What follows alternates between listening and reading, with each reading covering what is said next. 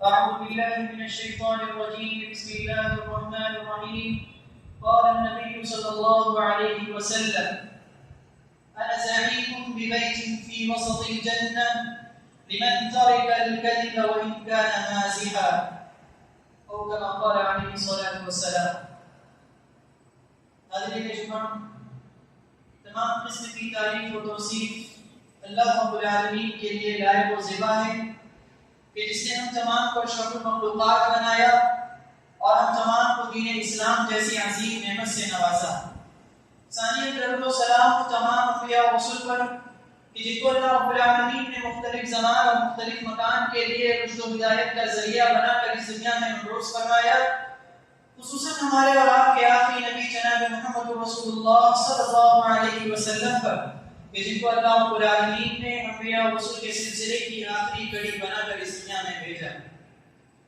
حاضرین، خطبہ رسولہ کے بعد میں نے ابو داؤد کی ایک حدیث کا ٹکڑا آپ کے سامنے پڑھ کر سنایا، جس میں اللہ کے نبی صلی اللہ علیہ وسلم نے فرمایا: انا زعیم ببیت فی وسط الجنہ، کہ میں جنت کے درمیان میں ایک ایسے گھر کا ضمانت دیتا ہوں، ایک ایسے گھر کی گارنٹی لیتا ہوں کس شخص کے لیے؟ لمن ترک الکذب وان کان مازحا، ایک ایسے شخص کے لیے جو جھوٹ نہ بولے گرچہ کہ وہ مذاق میں ہی کیوں نہ ہو۔ ایک ایسے شخص کے لیے میں جنت کے درمیانی حصے میں گھر کی ضمانت لیتا ہوں جو مذاق کے طور پر بھی، جو مذاق کرنے کے لیے بھی جھوٹ نہیں بولتا، جھوٹ کو چھوڑ دیتا ہے۔ اللہ کے نبی صلی اللہ علیہ وسلم نے اس کی فضیلت بتائی کہ میں اس کے لیے جنت کے درمیانی حصے میں گھر کی ضمانت لیتا ہوں۔ حاضرین، آج اسی حوالے سے، جھوٹ کے حوالے سے چند باتیں معلوم کرنے کی کوشش کریں گے۔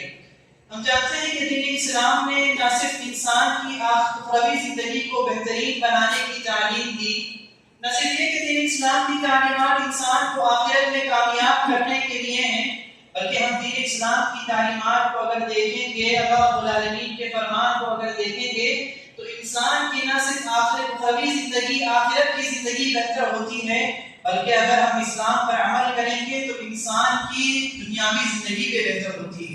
اسلام کا مقصد ہی یہ ہے کہ انسان کو دنیا میں بھی کامیاب بنائے اور آخرت میں بھی اللہ رب العالمین کا یہ بندہ، اللہ رب العالمین پر ایمان رکھنے والا آخرت کی بھی فلاح و بہبود سے ہمکنار ہو جائے۔ اسی لیے دین اسلام نے وہ تمام کاموں کا حکم دیا جو ایک انسان کی زندگی کو اطمینان بخش بنا سکتا ہے، جو ایک انسان کی زندگی کو پرامن بنا سکتا ہے، اور ہر اس کام سے اللہ رب العالمین نے انسان کو روکا جو انسان کو برائی کی طرف دھکیل سکتا ہے اور جس سے انسان کی زندگی میں سکون و اطمینان چھین سکتا ہے اور جس سے ایک انسان برا انسان بن سکتا ہے۔ انہی تعلیمات میں سے ایک تعلیم دین اسلام کی یہ ہے کہ اسلام اپنے ماننے والے کو، ایک بندے مومن کو سچا دیکھنا چاہتا ہے، اس کو جھوٹ سے دور دیکھنا چاہتا ہے، اس کو سچائی کا پابند بنانا چاہتا ہے۔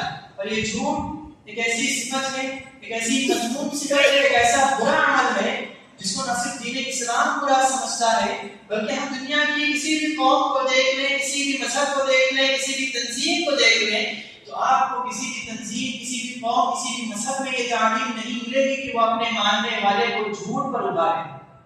دنیا کا کوئی ایسا مذہب نہیں ہے جو اپنے ماننے والے کو یہ تعلیم دے کہ جھوٹ بولا جائے، جھوٹ پر عمل کیا جائے۔ اور دین اسلام سے پہلے بھی اللہ رب العالمین نے جتنے بھی انبیاء رسول کو بھیجا، تمام انبیاء کرام کا شیوا بھی یہی تھا، ان کی صفت بھی یہی تھی اور ان کی تعلیم بھی یہی تھی کہ سچ بولا جائے، سچے بنا جائے اور جھوٹ سے دور رہا جائے۔ چنانچہ سورہ مریم میں اللہ رب العالمین نے جہاں انبیاء کرام کا ذکر فرمایا، ان کی صفات بیان فرمائی، اس میں اللہ رب العالمین نے فرمایا وَاذْكُرْ فِي الْكِتَابِ إِدْرِيسَ إِنَّهُ كَانَ صِدِّيقًا نَبِيًّا، کہ اے نبی آپ ادریس کو یاد کیجئے، ان کی صفت کیا تھی؟ إِنَّهُ كَانَ صِدِّيقًا نَبِيًّا، کہ وہ سچے پکے نبی تھے اللہ رب العالمین۔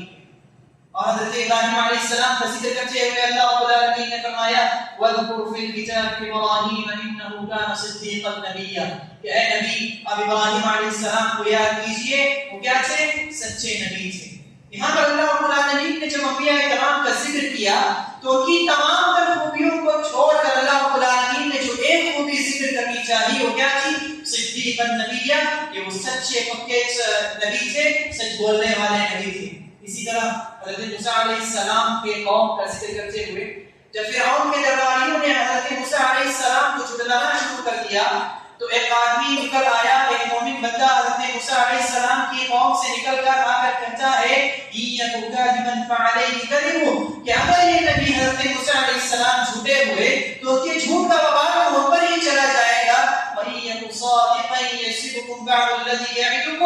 لیکن اگر وہ اپنی بات میں سچے ہوئے تو تمہیں وہ چیزیں لاحق ہو جائیں گی جس کا وہ تم سے وعدہ کر رہے ہیں۔ تو موسیٰ علیہ السلام کی قوم نے بھی اس شخص نے جو ایمان لایا تھا اس نے یہی بات بتائی کہ اگر موسیٰ علیہ السلام جھوٹے ہوں گے تو ان کا جھوٹ ان پر لوٹ جائے گا۔ اس کا معلوم کیا ہوا کہ موسیٰ علیہ السلام کی سچائی اور ان کی صداقت کی گواہی دے رہا تھا۔ دور نبوی کی بات ہے، جب ہرقل کے پاس اللہ کے نبی صلی اللہ علیہ وسلم کا خط پہنچا، جب ہرقل روم کے بادشاہ نے اللہ کے نبی صلی اللہ علیہ وسلم کا خط پڑھا، اللہ کے نبی صلی اللہ علیہ وسلم کی تعلیمات پڑھی، تو اس نے اپنے درباریوں سے پوچھا کہ کون ہے جو اسلام جو محمد کو سب سے زیادہ جاننے والا ہے؟ تو ابو سفیان اس وقت موجود تھے، اس وقت اسلام نہیں قبول کیے ہوئے تھے، ابو سفیان وہاں پر موجود تھے، ان کی قوم ان کا معاشرہ وہاں پر موجود تھا۔ تو ہرقل نے ابو سفیان کو بلا کر کہا کہ میں تم سے چند سوال کرنے والا ہوں، تو اس کا مجھے سچا جواب دینا۔ روم کے بادشاہ نے ابو سفیان سے بہت سارے سوالات کیے، اللہ کے نبی صلی اللہ علیہ وسلم کے بارے میں بہت سارے سوالات کیے۔ سوال کرنے کے بعد جب مجلس ختم ہو گئی تو ابو سفیان کہتے ہیں کہ اگر مجھے اس بات کا ڈر نہ ہوتا کہ میری قوم مجھے جھوٹا ثابت کر دے تو میں محمد صلی اللہ علیہ وسلم کے بارے میں جھوٹی باتیں بتاتا۔ ابو سفیان میں ڈر تھا، ان کے دل میں یہ بات تھی کہ میں جھوٹا پاکر دے دیا جاؤں گا، مجھے لوگ جھوٹے کی حیثیت سے جاننے لگیں گے اگر میں جھوٹ بولوں گا۔ تو اسی لیے انہوں نے اللہ کے نبی صلی اللہ علیہ وسلم کے بارے میں وہ ساری سچی باتیں بتائیں جو اللہ کے نبی صلی اللہ علیہ وسلم میں پائی جاتی تھی۔ تو معلوم کیا ہوا کہ پرانے زمانے میں بھی دوسرے ادیان میں بھی لوگوں کو اس بات کا خوف ہوتا، لوگوں کو اس بات کا ڈر ہوتا کہ جھوٹ ایک ایسی صفت ہے کہ اگر میں ایسے اس بارے میں مشہور ہو جاؤں تو میری کوئی حیثیت نہیں رہ جائے گی۔ اس حدیث کی شرح لکھتے ہوئے ابن بطال رحمہ اللہ لکھتے ہیں کہ اس سے یہ بات معلوم ہوتی ہے کہ نہ صرف دین اسلام میں بلکہ اس سے پہلے جتنے بھی دین گزرے ہیں، جتنے بھی مذہب گزرے ہیں، جتنے بھی انبیاء گزرے ہیں، تمام کے قوم میں، تمام مذاہب میں جھوٹ کو ایک عیب کی حیثیت سے جانا جاتا تھا۔ اب جھوٹ اتنا بڑا گناہ ہے کہ اللہ رب العالمین نے قرآن میں اس کا ذکر شرک کے ساتھ کیا ہے۔ قرآن میں اللہ رب العالمین نے جھوٹ کو شرک کے ساتھ ملا کر ذکر کیا ہے۔ شرک ہم جانتے ہیں کہ سب سے بڑا گناہ ہے۔ اللہ کے نبی صلی اللہ علیہ وسلم سے ایک حدیث میں پوچھا گیا کہ اللہ کے نبی سب سے بڑا گناہ کیا ہے؟ تو اللہ کے نبی صلی اللہ علیہ وسلم نے فرمایا الاشراک باللہ، کہ سب سے بڑا گناہ شرک ہے۔ اب اس کے ساتھ اللہ رب العالمین اگر کوئی گناہ ذکر کر رہا ہے تو ذرا اس کی سنگینی کو غور کیجئے، اس کی سنگینی پر ذرا غور کیجئے کہ وہ کتنا بڑا گناہ ہو سکتا ہے۔ اللہ رب العالمین نے فرمایا، اللہ رب العالمین نے قرآن میں شرک کے ساتھ جھوٹ کو ذکر کیا ہے۔ اسی طرح ایک حدیث میں آتا ہے اللہ کے نبی صلی اللہ علیہ وسلم بیٹھے ہوئے تھے، ایک شخص آیا اور اللہ کے نبی صلی اللہ علیہ وسلم سے سوال کیا کہ اکبر الکبائر کیا ہے، کہ سب سے بڑا گناہ کیا ہے؟ تو اللہ کے نبی صلی اللہ علیہ وسلم نے فرمایا اکبر الکبائر الاشراک باللہ وعقوق الوالدین، کہ سب سے بڑا گناہ اللہ رب العالمین کے ساتھ شرک کرنا اور والدین کی نافرمانی کرنا ہے۔ اللہ کے نبی صلی اللہ علیہ وسلم ٹیک لگائے ہوئے تھے، ٹیک لگائے ہوئے یہ بات فرمائی کہ سب سے بڑا گناہ شرک کرنا اور والدین کی نافرمانی کرنا ہے۔ پھر اللہ کے نبی صلی اللہ علیہ وسلم ٹیک سے ہٹ جاتے ہیں، سیدھے بیٹھ جاتے ہیں اور سیدھے بیٹھ کر یہ فرماتے ہیں کہ جھوٹ بولنا یہ بھی سب سے بڑا گناہ ہے۔ شارحین حدیث لکھتے ہیں کہ اللہ کے نبی صلی اللہ علیہ وسلم نے جب شرک کی بات بیان فرمائی، جب نافرمانی کی بات بتائی، والدین کے ساتھ نافرمانی کی بات بتائی تو اللہ کے نبی ٹیک لگائے ہوئے تھے، لیکن جب ایک سنجیدہ بات بتانی چاہیے جو اللہ کے نبی صلی اللہ علیہ وسلم نے ایک ایسی بات بتانا چاہیے جو امت میں پھیل چکی تھی، تو اللہ کے نبی سیدھے بیٹھ کر فرمایا کہ جھوٹ بولنا، اور اس کے آگے اللہ کے نبی صلی اللہ علیہ وسلم نے فرمایا وَإِنَّ الْكَذِبَ يَهْدِي إِلَى الْفُجُورِ وَإِنَّ الْفُجُورَ يَهْدِي إِلَى النَّارِ، کہ جھوٹ ایک ایسی صفت ہے، ایک ایسا کام ہے جو انسان کو برائیوں کی طرف لے کر جاتا ہے، جو جو انسان کو برائیوں کی طرف لے کر جاتا ہے اور برائی انسان کو جہنم کی طرف لے کر جاتی ہے. اور یہ جھوٹ ایک ایسا گناہ ہے جس کو اللہ کے نبی صلی اللہ علیہ وسلم نے منافقین کی صفت بیان فرمائی. منافقین کی صفت اللہ کے نبی صلی اللہ علیہ وسلم نے کیا بیان فرمائی کہ منافق وہ ہوتا ہے جو جھوٹ بولتا ہے. اللہ کے نبی صلی اللہ علیہ وسلم نے صحیح مسلم کی حدیث سے اللہ کے نبی صلی اللہ علیہ وسلم نے فرمایا آیۃ المنافق ثلاث اذا حدث كذب واذا اؤتمن خان واذا وعد اخلف. اللہ کے نبی صلی اللہ علیہ وسلم نے فرمایا کہ مومن کے ایک منافق کی تین نشانیاں ہوتی ہیں. ایک منافق تین صفت کا حامل ہوتا ہے. سب سے پہلی بات فرمائی اذا حدث كذب کہ جب وہ بات کرتا ہے تو بات کرتے ہوئے جھوٹ بولتا ہے. واذا وعد اخلف اور جب وہ وعدہ کرتا ہے تو وعدہ خلافی کر دیتا ہے. واذا اؤتمن خان اور جب وہ کسی امانت کا پاسدار ہوتا ہے, جب اس کے پاس کوئی امانت رکھی جاتی ہے تو اس امانت میں خیانت کر دیتا ہے. تو معلوم کیا ہوا کہ ایک منافق وہ ہوتا ہے جو جھوٹ بولتا ہے, تو اس کے مخالف ایک بندہ مومن وہ ہوتا ہے جو جھوٹ سے اجتناب کرتا ہے اور جو سچی بات کا پابند ہوتا ہے, سچائی کا پاسدار ہوتا ہے. حضرت ابوبکر رضی اللہ عنہ کا قول ہے ایاکم والکذب فإن الکذب جانب للایمان کہ اے لوگوں جھوٹ سے بچا کرو, جھوٹ سے پرہیز کرو. کیوں؟ فإن الکذب جانب للایمان کیونکہ جھوٹ اسلام کے اور ایمان کے مخالف ہے, اس ایمان کے مخالف ہے. حضرت ابوبکر رضی اللہ عنہ نے کتنی بڑی بات فرمائی کہ ایمان کے مخالف ہے, یعنی وہ شخص مومن ہو ہی نہیں سکتا جو جھوٹ بات کرتا ہے, جھوٹ بات پر عمل کرتا ہے. تو ہمیں چاہیے کہ ہم اپنے آپ کو جھوٹ سے پاک رکھیں. اور اس حدیث پر ذرا غور کریں, آیۃ المنافق ثلاث, اس میں تین باتوں کا ذکر کیا گیا کہ منافق کی تین نشانیاں ہوتی ہیں. ہم ذرا غور کریں کہ صرف یہی تین باتوں کا اللہ کے نبی صلی اللہ علیہ وسلم نے ذکر کیا کہ جب وہ بات کرتا ہے تو جھوٹ بولتا ہے, جب اس کے پاس امانت رکھی جاتی ہے تو امانت میں خیانت کر دیتا ہے, جب وہ وعدہ کرتا ہے تو وعدے میں خلاف ورزی کر دیتا ہے. یاد رکھیں تین چیزیں بہت اہم ہوتی ہیں. ایک انسان کا قول یعنی انسان کی بات, اور انسان کا عمل اور انسان کی نیت. یہ تین چیزیں بہت اہم ہوتی ہیں کسی بھی انسان کو پرکھنے کے لیے, کسی بھی انسان کو جاننے کے لیے. انسان کو ان تینوں چیزوں میں سچائی کا پابند ہونا چاہیے, اور یعنی انسان کو اپنے بات میں سچا ہونا چاہیے. کیوں؟ کیونکہ اللہ کے نبی صلی اللہ علیہ وسلم نے فرمایا اذا حدث كذب کہ جب ایک منافق بات کرتا ہے تو جھوٹ بولتا ہے. واذا وعد اخلف جب وہ وعدہ کرتا ہے تو وعدہ خلافی کرتا ہے. اس سے عمل کی سچائی پر بات معلوم ہوئی کہ جب ایک بندہ مومن کوئی عمل کرتا ہے تو اس کے عمل میں اس کو سچا ہونا چاہیے. وَإِذَا اؤْتُمِنَ خَانَ اور جب اس کے پاس کوئی امانت رکھی جاتی ہے تو امانت میں خیانت کر دیتا ہے, یعنی اس کی نیت خالص نہیں ہوتی, اس کی نیت میں کھوٹ ہوتی ہے کہ وہ کوئی امانت اپنے پاس رکھتا ہے تو امانت میں خیانت کر بیٹھتا ہے, امانت کی پاسداری نہیں کرتا. تو ہمیں چاہیے کہ ہم کوئی بات کہیں تو اپنی بات میں سچے ہوں, جب ہم کوئی عمل کریں تو عمل میں سچے ہوں. عمل میں سچے ہونے کا مطلب کیا ہے کہ ہم جو بات کہتے ہیں اس بات پر عمل کریں, اور ہم جو بات نہیں کہتے اور ہم جو عمل نہیں کرتے اس بات کی تعلیم نہ دیں, اس بات کی تعلیم نہ دیں. اسلاف کرام کے بارے میں آتا ہے کہ جب ان سے کہا جاتا, حسن بصری رحمہ اللہ کے بارے میں آیا ہے, ان سے کسی شخص نے آ کر کہا کہ فلاں بات کی لوگوں کو تلقین کرنے, فلاں برائی لوگوں میں عام ہو گئی ہے, فلاں چیز لوگوں میں عام ہو گئی ہے, تو وہ رکے رہے. 1 مہینہ 1.5 مہینہ 2 مہینہ رکے رہے. جب وہ خود اس بات کے پابند ہو گئے تب لوگوں کو اس بات کا حکم دیا کہ اے لوگوں یہ کام کرو. وہ شخص آ کر دوبارہ پوچھتا ہے کہ میں نے آپ سے 2 مہینہ پہلے 1 مہینہ پہلے اس بات کو کہنا کہا تھا, لیکن آپ اب یہ کہہ رہے ہیں. تو انہوں نے کہا کہ جب تم نے یہ بات کہی تھی تو میں اس بات پر عمل نہیں کر رہا تھا, تو میں جب اس بات پر عمل نہیں کر رہا تھا تو لوگوں کو اس بات کی تعلیم کیسے دے سکتا ہوں. تو ہمیں چاہیے کہ ہم اپنی بات میں بھی سچے ہوں, اپنی نیت میں بھی سچے ہوں, اور اپنے عمل میں بھی سچے ہوں. اسی طرح ایک حدیث میں اللہ کے نبی صلی اللہ علیہ وسلم نے جھوٹ بولنے والے کی اتنی سخت وعید فرمائی. اگر ہم اپنے ذہن میں اس وعید کو رکھ لیں, اس حدیث کو رکھ لیں, تو جب بھی ہم جھوٹ بولنے کا ہمارے ذہن میں بات آئے گی تو ہم اس بات سے رک جائیں گے. اللہ کے نبی صلی اللہ علیہ وسلم نے فرمایا کہ میرے خواب میں ایک ایسا شخص آیا جس شخص کے چمڑے کو, منہ کو چیرا جا رہا تھا, اس کے منہ کو چیرا جا رہا تھا, اس کے منہ کو کھول کر دونوں جانب سے چیرا جا رہا تھا. اللہ کے نبی صلی اللہ علیہ وسلم نے پوچھا یہ کون سا شخص ہے, تو بتایا گیا کہ یہ ایسا شخص ہے جو دنیا میں جھوٹ بولا کرتا تھا, جو دنیا میں جھوٹ بولا کرتا تھا. اور ایک حدیث میں اللہ کے نبی صلی اللہ علیہ وسلم نے، ابو داؤد کی حدیث ہے، اللہ کے نبی صلی اللہ علیہ وسلم نے فرمایا کہ جھوٹ انسان کو برائی کی طرف لے کر جاتا ہے اور برائی انسان کو جہنم کی طرف لے کر جاتی ہے. اور ایک بندہ جھوٹ بولتا رہتا ہے یہاں تک کہ وہ اللہ رب العالمین کے پاس جھوٹا لکھ دیا جاتا ہے.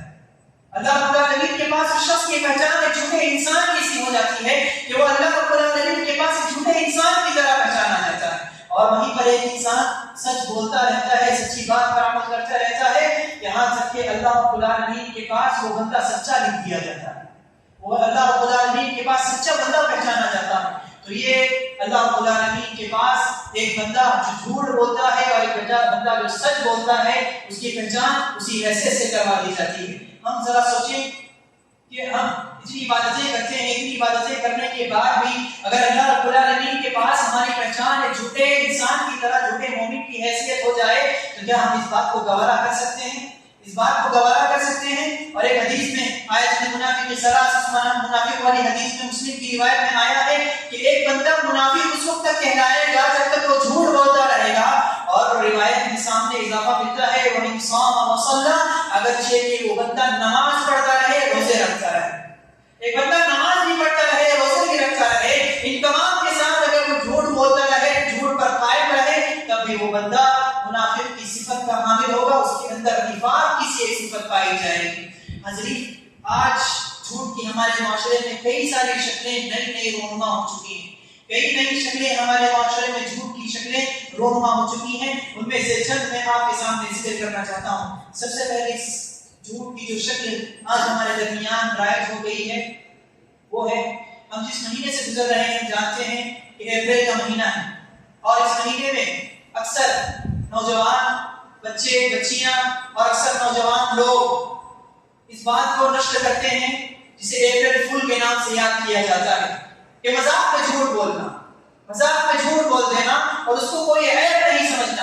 اللہ کے نبی صلی اللہ علیہ وسلم نے، میں نے حدیث پڑھ کر سنائی، اللہ کے نبی صلی اللہ علیہ وسلم نے فرمایا انا زعيم ببيت في وسط الجنة لمن ترك الكذب وإن كان مازحا، کہ میں شخص کے لیے جنت کے درمیان میں گھر کی ضمانت دیتا ہوں جو مذاق بھی جھوٹ نہ بولے. لیکن آج ذرا دیکھیں کہ ہم نے اس بات کو کتنا معمولی لے لیا ہے کہ آج ہم اس ٹرینڈ کو فالو کرنے کی وجہ سے، صرف اس لیے کہ ہم اس ٹرینڈ کو فالو کریں، آج جو دنیا میں چل رہا ہے ہم اس سے قدم کا قدم چلیں، اس کے شانہ بشانہ چلیں، ہم کو اس کی فکر ہوتی ہے. ہم جھوٹے باتیں نشر کر دیتے ہیں، جھوٹ کو نشر کر دیتے ہیں، جبکہ اللہ کے نبی صلی اللہ علیہ وسلم نے فرمایا کہ میں اس شخص کے لیے جنت کے درمیان میں گھر کی ضمانت دیتا ہوں جو شخص جھوٹ کو چھوڑ دے، گرچہ کہ وہ مذاق میں ہی کیوں نہ ہو. اور اللہ کے نبی صلی اللہ علیہ وسلم نے ایک مرتبہ وعید بھی فرمائی.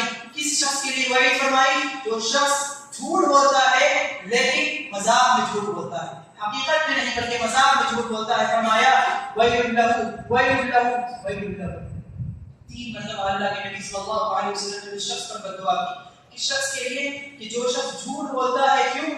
تاکہ وہ اپنی جھوٹی بات کے ذریعے لوگوں کو ہنسا سکے، لوگوں کو اپنی جھوٹی بات کے ذریعے لوگوں کو ہنسا سکے. ایسے شخص کے لیے اللہ کے نبی صلی اللہ علیہ وسلم نے کہا ویل لہ ویل لہ ویل لہ، کہ اس شخص کے لیے بربادی ہو، ہلاکت ہو، بربادی ہو اس شخص کے لیے جو لوگوں کو ہنسانے کے لیے جھوٹ بولتا ہے.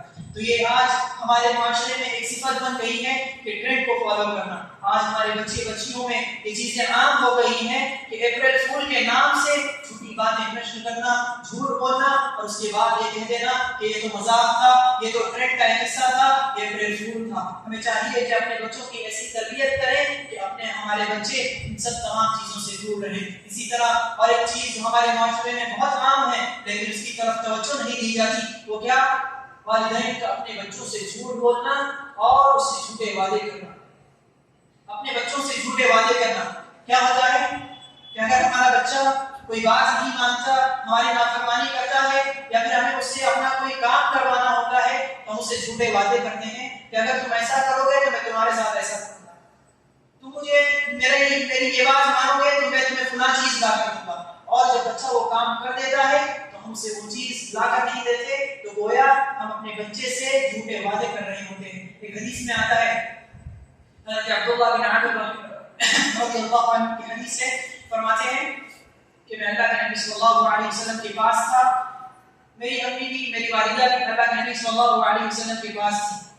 میری والدہ نے مجھ سے کہا کہ اے میرے بیٹے ادھر آؤ، میں تمہیں فلاں چیز دیتی ہوں. اللہ کے نبی صلی اللہ علیہ وسلم نے سن کر فرمایا اس والدہ سے، اس عورت سے فرمایا کہ تم نے جو اس سے وعدہ کیا ہے تو اسے کیا چیز دینے والی تھی؟ تو اس عورت نے کہا کہ میں اسے کھجور دینے والی تھی یا فلاں چیز دینے والی تھی. تو اللہ کے نبی صلی اللہ علیہ وسلم نے فرمایا تم نے اپنے بچے سے وعدہ کیا ہے اگر تم اسے وہ چیز نہ دو گی تو تم جھوٹی لکھ دی جاؤ گی، تو تمہارا شمار جھوٹوں میں ہو جائے گا. ذرا دیکھیں کہ اللہ کے نبی صلی اللہ علیہ وسلم بچوں کی تربیت کیسے فرما رہے ہیں اور والدین کی تربیت کیسے فرما رہے ہیں کہ ایک والدہ اپنے بچے سے تربیت کے ناحیے میں بھی جھوٹ نہیں بول سکتی، یہ بات نہیں کہہ سکتی کہ تم ادھر آؤ میں تمہیں چیز دیتی ہوں اور اس چیز کو وہ اپنے بچوں کو نہ دے. اور یہیں پر بچوں کی تربیت کا ایک اہم پہلو یہ بھی نکلتا ہے کہ اپنے بچوں کی تربیت اسی طرح کریں، بچپن سے کریں. ہم اپنے بچوں کو اللہ رب العالمین کا ڈر دلائیں، جھوٹے لوگوں کا ڈر دلا کر، جھوٹی چیزوں کا ڈر دلا کر، جھوٹے وعدے دلا کر ہم اپنے بچوں کے ایمان کو کمزور کر رہے ہوتے ہیں اور ہمیں اس بات کا احساس تک نہیں ہوتا. پھر جب بچے بڑے ہو جاتے ہیں تو ہمیں شکایت ہوتی ہے کہ ہمارے بچے دیندار نہیں ہیں، ہمارے بچے دین کے پاسدار نہیں ہیں، ہمارے بچے ہمارے نافرمان ہیں. اور جب ہم بچوں کو بچپن میں خلاف ورزی سکھا رہے ہیں تو کیا ہم ان سے بڑے ہونے کے بعد وعدے کی پاسداری، امانت کی پاسداری، سچائی کی پاسداری کی توقع کر سکتے ہیں؟ بالکل نہیں. جب ہم اپنے بچوں سے کچھ جھوٹ بولیں گے، اس سے جھوٹے وعدے کریں گے، اس کو جھوٹی تمنائیں دلائیں گے تو بچے کیا سوچیں گے؟ یہ تو معمولی بات ہے، ہم نے اپنے باپ دادا کو ایسا کرتے ہوئے پایا ہے، ہم بھی بڑے ہوں گے، ہم بھی ایسا کریں گے. جھوٹ کوئی بڑا گناہ نہیں ہے، بلکہ اپنے بچوں کو اس کی سنجیدگی بتائیں کہ اے بچے اگر تم جھوٹ بولو گے تو اللہ رب العالمین تمہارے ساتھ ایسا کرے گا، اگر تم وعدہ خلافی کرو گے تو اللہ رب العالمین ایسا کرے گا، اگر تم گناہ کرو گے تو اللہ رب العالمین تمہیں دیکھ رہا ہے. تو ایک بہت بڑا پہلو تربیت کا پہلو ہے، ہمیں اس پر غور کرنے کی ضرورت ہے. اور ایک جھوٹ کی جو عام شکل ہمیں رائج ہو گئی ہے تجارت میں جھوٹ بولنا. تجارت میں جھوٹ بولنا ہمیں سے اکثر لوگ تجارت پیشہ لوگ ہیں. اللہ رب العالمین ہم تمام کو امانت دار بنائے، سچا پکا مسلمان بنائے. آج اکثر ہم ایسا کرتے ہیں کہ ہمیں 2 روپے کا 10 روپے کا نفع ہونے والا ہوتا ہے تو ہم سوچتے ہیں 10 ہی روپے تو ہیں، 5 روپے تو ہیں، 100 روپے تو ہیں، جھوٹ بولنے میں کیا جاتا ہے؟ نہیں. اللہ کے نبی صلی اللہ علیہ وسلم کے دور کا ایک واقعہ ہے. اللہ کے نبی صلی اللہ علیہ وسلم راستے سے گزر رہے تھے، ایک کھجور بیچنے والا تھا. دیکھا کہ اوپر خشک کھجور، ایک بوریا تھا، بوریے کے اوپر میں خشک کھجور تھی. اللہ کے نبی صلی اللہ علیہ وسلم نے اس بوریے میں ہاتھ ڈالا تو دیکھا کہ نیچے نرم کھجور، گیلی کھجور تھی. اللہ کے نبی صلی اللہ علیہ وسلم نے جب ہاتھ ڈالا تو گیلی کھجور اللہ کے نبی صلی اللہ علیہ وسلم نے دیکھا تو اللہ کے نبی سخت غصہ ہو گئے. اللہ کے نبی سخت غصہ ہو گئے، فرمایا کہ کیا تم ان دونوں کو برابر نہیں کر سکتے؟ تم نے اوپر جو خشک کھجور رکھی ہے، سوکھی کھجور رکھی ہے، لیکن اندر گیلی کھجور رکھی ہے، تم تجارت میں دھوکہ دے رہے ہو. اور ایک حدیث میں اللہ کے نبی صلی اللہ علیہ وسلم نے خاص کر تاجروں کو مخاطب کرتے ہوئے فرمایا کہ ثلاثۃ لا یکلمهم اللہ، کہ اللہ رب العالمین قیامت کے دن 3 ایسے لوگوں سے بات نہیں کرے گا اور نہ ان لوگوں کی طرف دیکھے گا. 3 لوگوں کی طرف نہ قیامت کے دن اللہ رب العالمین دیکھے گا، ہم سے بات کرے گا. 3 لوگوں میں کون ہے؟ ایک ایسا شخص جو اپنی تجارت کے لیے جھوٹی قسمیں کھاتا ہے، ایک ایسا شخص جو اپنے مال کو بیچنے کے لیے، اپنی تجارت کو نفع بخش بنانے کے لیے جھوٹی قسمیں کھاتا ہے، جھوٹی قسم کھا کر اپنے مال کو بیچتا ہے جبکہ وہ مال اس لائق نہیں ہوتا جس قدر وہ قسم کھا رہا ہوتا ہے. اسی لیے ہمیں چاہیے کہ جھوٹ کی آج ہم نے جتنی بھی شکل رائج کرنی ہے، جھوٹ کی ہمارے معاشرے میں جتنی بھی شکل رائج ہے، ہم اس کو بہتر جانتے ہیں، ہم اس کو بہتر سمجھتے ہیں، کسی کے بتانے کی ضرورت نہیں. آج ہم اگر اپنے روزمرہ کی زندگی میں دیکھ لیں تو صبح سے شام تک ہم کتنا جھوٹ بولتے ہیں. صبح سے شام تک ہم جانے انجانے میں ہم سے جھوٹ صادر ہو جاتا ہے، ہماری زبانوں سے جھوٹ نکل جاتا ہے. بس ہمیں غور کرنے کی ضرورت ہے کہ کیا ہماری زندگی ایک ایسی زندگی ہے کہ جس میں صبح سے شام تک جو ہم عمل کرتے ہیں سچا عمل کرتے ہیں، صبح سے شام تک جو ہم بات کرتے ہیں سچی بات کرتے ہیں. البتہ آج کے اس خطبے کا خلاصہ یہی ہے کہ ہم اپنے آپ کو سچا پختہ مسلمان بنائیں. ہم جو بھی عمل کریں سچا عمل کریں، سچے دل سے کریں، جو بھی بات بولیں وہ سچی بات کہیں. سچی بات سے انسان کے دل میں اطمینان ہو جائے. حضرت حسن بن علی رضی اللہ عنہ جو کہ اللہ کے نبی صلی اللہ علیہ وسلم کے نواسے ہیں، ان سے کسی نے پوچھا کہ آپ نے اللہ کے نبی صلی اللہ علیہ وسلم سے کیا سیکھا ہے؟ انہوں نے فرمایا حفظت من رسول الله صلى الله عليه وسلم ان الصدق طمأنينة والكذب ريبة. حضرت حسن بن علی رضی اللہ عنہ فرماتے ہیں کہ میں نے اللہ کے نبی سے سیکھا ہے کہ سچائی دل کو اطمینان بخشتی ہے اور جھوٹ ایک دھوکہ ہے جس سے دل میں ایک پریشانی اور بے اطمینانی لاحق ہوتی ہے. آپ اس بات پر غور کریں، جب انسان جھوٹ بولتا ہے تو واقعی اس کے دل میں پریشانی، اس کے دل میں بے سکونی، اس کے دل میں بے اطمینانی لاحق ہوتی ہے. وہ سامنے والے سے جھوٹ تو بول دیتا ہے لیکن وہ سوچتا رہتا ہے کہ اگر میں نے جھوٹ تو بول دیا ہے لیکن سامنے والے کو اگر یہ بات معلوم ہو گئی تو میں کون سا جھوٹ بولوں گا، پھر اگر وہ بات معلوم ہو گئی تو پھر میں دوسرا کون سا جھوٹ بولوں گا. اسی لیے ہم تجربہ کریں، جب بھی ہم جھوٹ بولتے ہیں تو ہمارے دل میں بے اطمینانی کی کیفیت پیدا ہو جاتی ہے. حضرت حسن بن علی رضی اللہ عنہ نے فرمایا کہ اللہ کے نبی صلی اللہ علیہ وسلم نے میں نے یہ بات سیکھی ہے کہ سچائی دل کو اطمینان بخشتی ہے اور جھوٹ انسان کے دل کو، انسان کی زندگی کو بے سکون بنا دیتا ہے اور یہ ایک دھوکہ ہے. حاضرین، آخر میں جو اعلان کر کے میں اپنی بات کو ختم کرتا ہوں، آپ کی اس مسجد کے ماتحت چلنے والے ہر سال ہم دیکھتے ہیں کہ اسلامک سمر کیمپ کا انعقاد کیا جاتا ہے. لہذا اس مرتبہ بھی بچوں کی دینی تربیت کو ملحوظ خاطر رکھتے ہوئے، مد نظر رکھتے ہوئے اس مسجد کے ذمہ داران نے اسلامک سمر کیمپ کا انعقاد کیا ہے. ہمارے بچے اسکول میں اعلیٰ تعلیم تو حاصل کرتے ہی ہیں، دنیا کی تعلیمات تو حاصل کرتے ہی ہیں. یہ ایک بہترین موقع ہوتا ہے جہاں پر ہمارے بچے عقیدہ سیکھ سکتے ہیں، سیرت نبی صلی اللہ علیہ وسلم کو جان سکتے ہیں، دعائیں یاد کر سکتے ہیں، نماز، وضو اور دین کی بہترین طریقوں کو یاد کر سکتے ہیں. یاد رکھیں، اگر ہمارے بچے اس سمر کیمپ سے فائدہ اٹھا کر اگر ایک بار بھی اگر اپنی زندگی میں لے آتے ہیں تو ہمارے لیے ذخیرہ آخرت بن جائے گا. ہمارے لیے، والدین کے لیے اور ان کے رشتہ داروں کے لیے جن جن لوگوں نے بھی اس میں مدد کی ہوگی، ہمارے لیے ذخیرہ آخرت بن سکتا ہے. تو ہم آپ سے درخواست کرتے ہیں کہ یہ جو سمر اسلامک کیمپ سٹارٹ ہونے والا ہے اس مسجد میں 6 تاریخ سے سٹارٹ ہونے والا ہے اور 6 اپریل سے لے کر 17 اپریل تک صرف 10-11 دن کی مدت کا یہ سمر کیمپ ہے. ہم آپ سے درخواست کرتے ہیں کہ آپ اپنے بچوں کو اس میں داخلہ دلوائیں، اس کی آخرت کی فکر کریں جس طرح ہم اس کی دنیا کی فکر کرتے ہیں، اس کی آخرت کی بھی فکر کریں. اگر ہمارا بچہ یہاں سے ایک بات بھی لے کر نکلتا ہے تو اللہ ہمارے لیے آخرت کا ذخیرہ بن سکتی ہے. اور جب تک ہمارا بچہ اس بات پر عمل کرتا رہے گا، اساتذہ کو بھی اور ہمارے والدین کو بھی اس بات کی نیکی ملتی رہے گی. دوسرا اعلان یہ ہے کہ پچھلے جمعہ میں علینا محمدی نام کی جس بچی کا اعلان کیا گیا تھا، 9 سال کی بچی ہے. اس بار بھی یہ اعلان کیا جاتا ہے کہ وہ بچی ابھی بھی بہت ناساز حالت میں ہے، بہت نازک حالت میں ہے. اس کے لفظ میں پانی بھر گیا ہے، چھوٹی سی بچی ہے.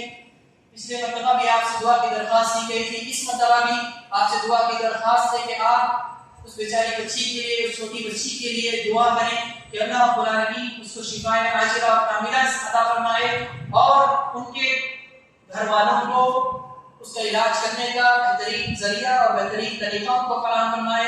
یاد رکھیں، ہم جس بھی بندے مومن کے لیے دعا کریں گے اللہ رب العالمین اس دعا کو ہمارے ذریعے ہمارے حق میں نیکی کا باعث بنائے گا، یا پھر اللہ رب العالمین ہمارے حق میں آنے والی مصیبتوں کو ٹال دے گا. دعا کرتے ہیں کہ اللہ رب العالمین اس بچی کو شفائے عاجلہ اور کاملہ عطا فرمائے. اللہ رب العالمین سے دعا ہے کہ اللہ رب العالمین ہم میں جتنے بھی بیمار ہیں اللہ رب العالمین تمام کو شفائے عاجلہ اور کاملہ عطا فرمائے. ہمیں جتنے بھی پریشان حال ہیں اللہ رب العالمین تمام کو پریشانی سے نکالنے کی بہترین سبیل عطا فرمائے. ہمیں سے جتنے بھی قرض دار ہیں اللہ رب العالمین کے قرض کی بہترین سبیل نکالے. اللہ رب العالمین جب تک بھی ہمیں دنیا میں رکھے، اسلام اور ایمان پر قائم رکھے، اور جب بھی ہمارا خاتمہ ہو تو خاتمہ بالخیر ہو. آمین ثم آمین. وآخر دعوانا الحمد للہ رب العالمین.